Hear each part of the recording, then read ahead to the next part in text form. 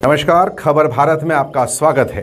आइए, जैसा कि हमने आपको पिछले अंक में बताया था, प्रति गुरुवार खंडवा के श्री दादाजी धूनीवालों को लेकर हम एक श्रृंखला आरंभ कर रहे हैं जो हर गुरुवार आपको दिखाई जाएगी। इस गुरुवार हमने पिछले अंक में बताया था कि 1930 में 3 दिसंबर 1930 अगहन सुदी त्रयोदशी को दादाजी धूनीवालों का महानिर्वाण खंडवा में हुआ।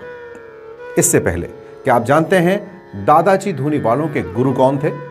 जी हां, उनके गुरु थे श्री गौरी शंकर महाराज, और गौरी शंकर महाराज के गुरु थे श्री कमल भारती जी महाराज। आज से लगभग 300 साल पहले उन्हें जमात वाले बाबा भी कहा जाता था। कमल भारती जी महाराज वो संत थे जिन्होंने नर्मदा पुराण को आधार मानकर नर्मदा की परिक्रमा का विधान तैयार किया था, जो कि 3 साल 3 माह 13 दिन में पूरा होता। मंडलेश्वर के पास मरकटी में उन्होंने अपना एक आश्रम बनाया, और उसके कुछ समय बाद ओंकारेश्वर के नज़दीक जैन तीर्थ सिद्धवरकुट के पास 24 अवतार नामक एक स्थान है, वहाँ पर भी कुछ समय वे रहे। उनके समाधिस्थ होने के बाद श्री गौरी शंकर महाराज ने इस जमात परंपरा का संचालन किया। गौरी शंकर महाराज की समाधि भी खोखसर में है, जो कि होशंगाबाद के कुछ पास में है। उनके बारे में हम आपको बाद में विस्तार से बताएंगे। फिलहाल हम बात करते हैं दादाजी धूनीवालों की। गौरी शंकर महाराज की जमात में एक 7 साल का नन्हा सा बालक मां की खोज में नर्मदा किनारे पहुंचा, जहां गौरी शंकर महाराज की जमात के कुछ संत भी थे। उन्होंने इस बच्चे को देखा और अपने गुरु गौरी शंकर महाराज के पास ले आए। श्री गौरी शंकर महाराज ने इस अद्भुत बालक को देख करके अपने पास रखने का फैसला किया और उनका नाम माधव रखा।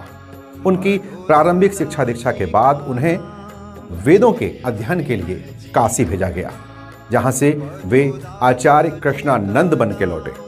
कृष्णानंद गौरी शंकर महाराज की जमात में आने के बाद अपनी लीलाओं से, अपनी क्रियाओं से सभी संतों के बीच बहुत तेजी से लोकप्रिय हो गए।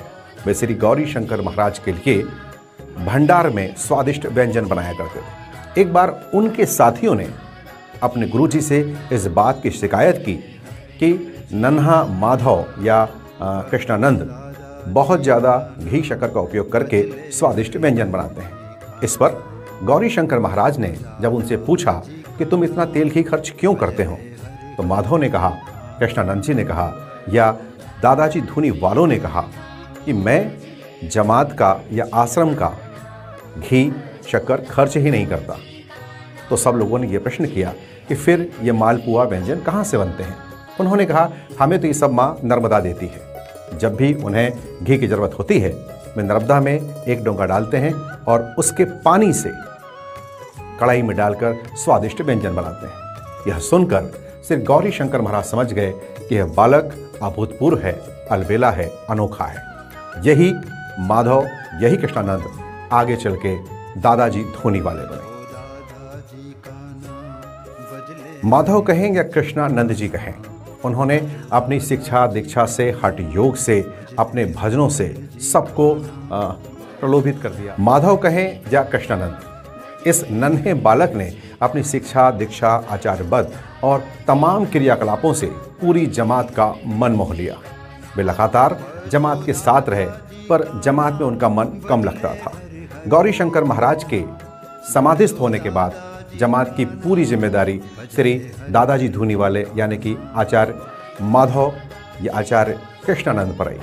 इस बारे में हम आपको अगला डिटेल अगले अंक में बताएंगे, गुरुवार को बताएंगे। तब तक के लिए बने रहिए खबर भारत के साथ। यह अंक आपको कैसा लगा हमें अवश्य बताएं। खबर भारत को लाइक करें, सब्सक्राइब करें। धन्यवाद।